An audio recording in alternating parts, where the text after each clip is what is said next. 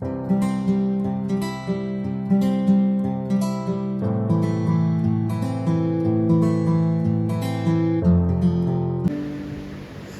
nessa igreja pessoas descendentes de Abraão, os judeus da época, e pessoas que não eram da linhagem de Abraão. E isso gerava muita disputa, isso gerava muita discussão. Nós devemos comemorar as festas judaicas ou não? Nós devemos sacrificar animais. Os judaizantes estavam dizendo que eles deveriam sacrificar animais ainda em holocausto. Os judeus diziam: nós somos o povo da aliança, nós somos família de Abraão, e por isso nós temos favoritismo na salvação. Os gentios diziam: não, nós também somos povo, nós também temos parte, e a graça nos é suficiente. A filosofia da época, preste atenção, tentando relativizar a fé. Aquela igreja sofria muitos ataques. Além disso, estava dividida, como já disse. Paulo está escrevendo uma carta pastoral. Claro que para nós chega como um grande tratado teológico, mas na verdade Paulo aqui estava escrevendo como um pastor responsável por aquela igreja, e ele está escrevendo para sanar problemas, para resolver problemas existentes naquela comunidade de fé. Paulo agora começa a igualar, preste atenção aqui, todo mundo por baixo. Havia uma briga na igreja de Roma. É fácil perceber isso. Eu não estou tirando de historiador nem de ninguém, não. É fácil perceber isso lendo o livro de Romanos. Se você já leu, pode prestar atenção que há uma confusão ali. Então Paulo começa igualando todo mundo por baixo. No capítulo 1 ele diz que os gentios são pecadores. Os gentios que não são descendência de Abraão, vocês pecaram. Era para reconhecer a Deus só olhando as coisas criadas. Falharam, pecaram.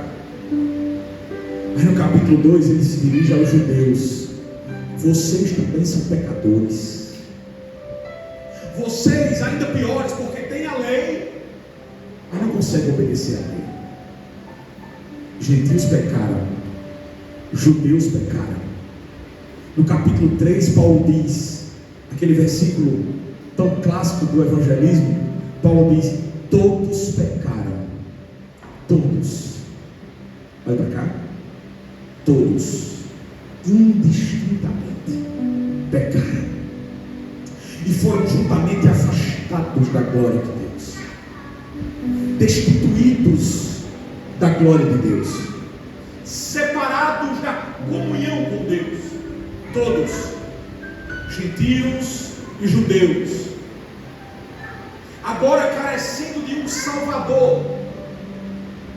No capítulo 4 Paulo fala da impossibilidade do homem salvar a si mesmo e da incapacidade da lei de Moisés em justificar o homem. A lei não era capaz. Mas no capítulo 5, dobre a sua atenção, aparece um advogado. No capítulo 5 de Romanos,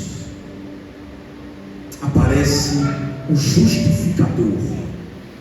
Quando nós não poderíamos nos salvar, nenhum que está aqui dentro, ninguém poderia salvar a si mesmo, mortos em transgressões, delitos e pecados.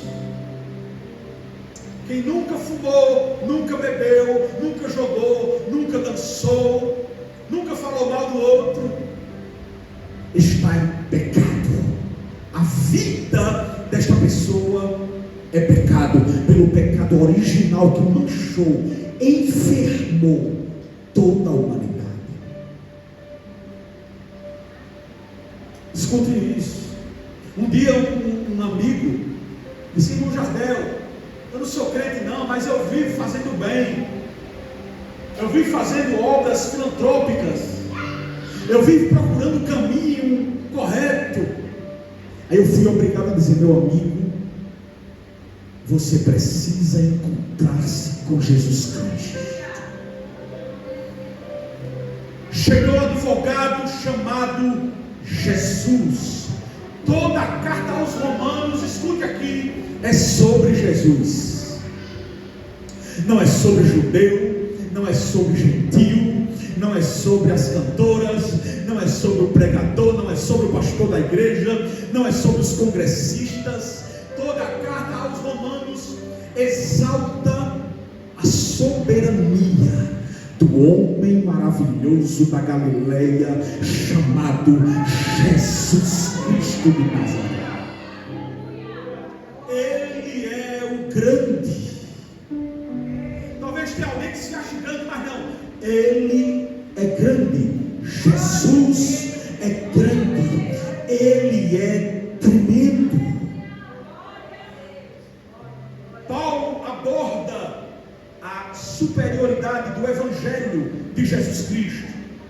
Chegando no capítulo 13, ele traz uma implicação para aquela igreja e que chega para nós também. Ele traz uma mensagem para a igreja de Roma que chega até nós aqui hoje em Santana do Seridó. Ele diz: já é hora de despertarmos do sono. Aquela igreja estava perdendo tempo com coisas banais, coisas tolas, coisas que não edificavam, coisas que não eram essenciais. Então o apóstolo Paulo agora está dizendo que eles estão, escute isso, em sono espiritual. E ele proclama esta verdade dizendo: já é hora de despertarmos do sono, já é hora de acordarmos. Meus irmãos, o sono gera, sabe o quê? Escute aqui: insensibilidade. O sono gera falta de visão. O sono gera falta de atenção. Deus tem me levado a alguns lugares e às vezes eu estou voltando para casa de 2, 3 horas da manhã dirigindo. Não é sempre não, mas quando eu estou com sono meio desregulado, Samuel, quando bate 2h30, 3 horas, estou viajando de longe, dá um sono. Irmão, pensa um negócio ruim. Você fica pedindo a Deus para o olho não fechar de vez. Só que ninguém presta atenção em mais nada. É muito ruim. Tem que parar, lavar o rosto, tomar um café em algum lugar para seguir viagem, porque o sono lhe deixa sem condições.